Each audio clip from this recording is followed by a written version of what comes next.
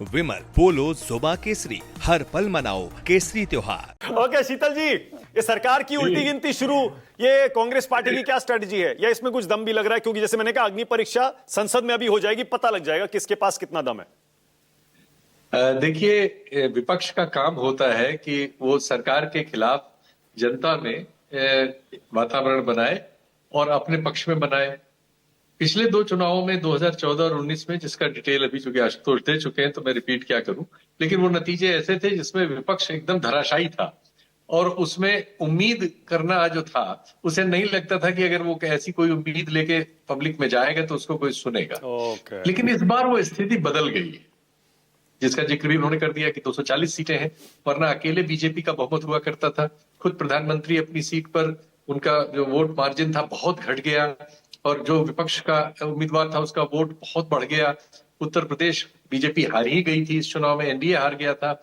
और उत्तर भारत के उन राज्यों में जहां बीजेपी बहुत स्ट्रांग रही है, हिंदी बेल्ट और हिंदू बेल्ट कहलाती है, वहां पे सभी जगह पर अच्छा प्रदर्शन विपक्ष ने किया था।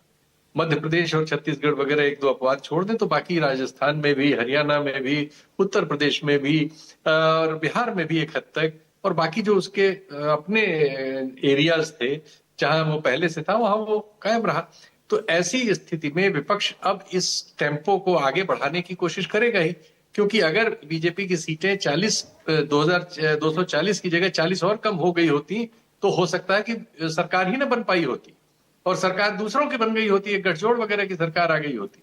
तो जब दूरी घट गई है तो निश्चित तौर पर विपक्ष अब ऐसे मुद्दे लेकर आएगा जिसमें उसको लगता है कि जनता इस सरकार से नाराज हो रही है, हमें उस नाराजगी को स्वर देने का वक्त आ गया है, मोमेंटम बनाए रखना है जी। तो ये सब इश्यूज जो है ये एक रियल विपक्षी पॉलिटिक्स के हैं।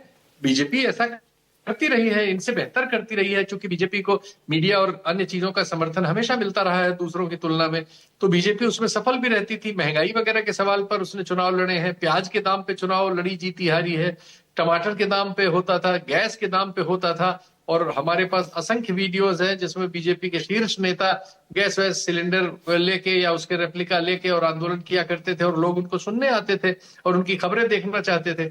अब राहुल गांधी ने एक मुद्दा पकड़ा है जिस मुद्दे को इस देश के बहुत सारे लोग शक करते हैं, जिस पर उन्होंने बहुत ही वो नब्ज पकड़ी है जिसको इस देश के आधे से ज्यादा लोग पहले से शक करते हैं।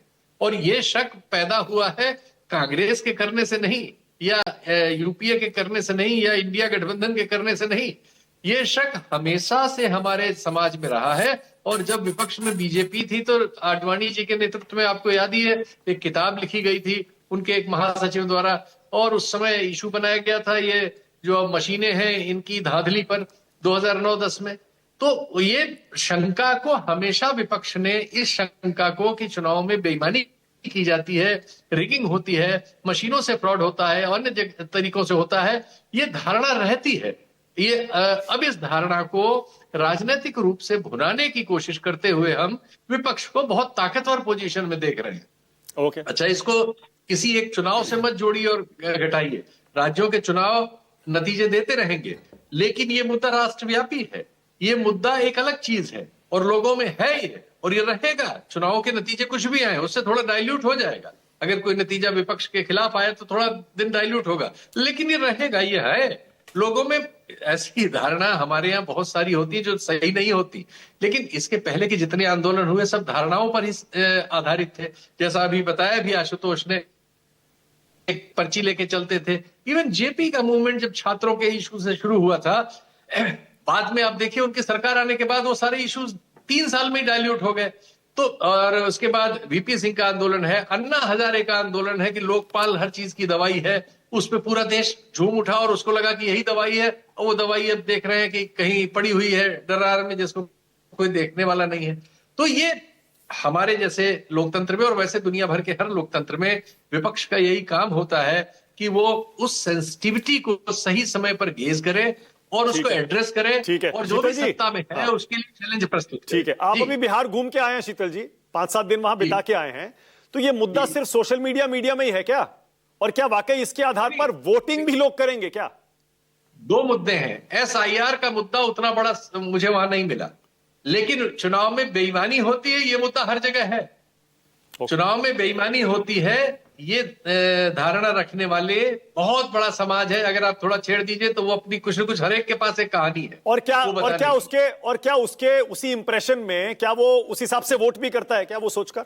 नहीं, वोट बिहार एक अजीब में, हम आपके कार्यक्रम में बता ही चुके हैं। हाँ। बिहार में वोट करने की, और देश में ही, बिहार में जो हो रहा है ऐसा नहीं कि देश के दूसरी जगहों में नहीं हो रहा है। हाँ। वोट करते समय बहुत दूसरे कंसीडरेशंस है, लेकिन इस बात पर शक करने का कंसीडरेशन कि हमारे यहाँ चुनाव में बेईमानी होती है, ये हर दूसरा आदमी आपसे अपना कोई अनुभव जो स्पेकुलेटिव ही हो सकता है और कई बार एकदम मिथ्या पर आधारित भी हो सकता है, लेकिन उसके पास एक अनुभव या एक जानकारी या एक कवायद रहती है और वो उसको आपको बताएगा कि हाँ ऐसा हुआ था उस चुनाव में, ये ऐसे ऐसे कर लिया था, वो लुटवा लिया था उन्होंने तो ये कर लिया था, उन्होंने पेटी बदल ली थी, वगैरह वगैरह। बहुत सारे इस तरह की धारणाएं समाज में हैं। तो इस समय का विपक्ष क्या कर रहा है कि इस धारणा को राजनीतिक रूप से एनकरेज करने के लिए बहुत सफलतापूर्वक अभियान चला रहा है, जिसको स्वीकृति मिलती दिख रही है। ठीक है, ओके।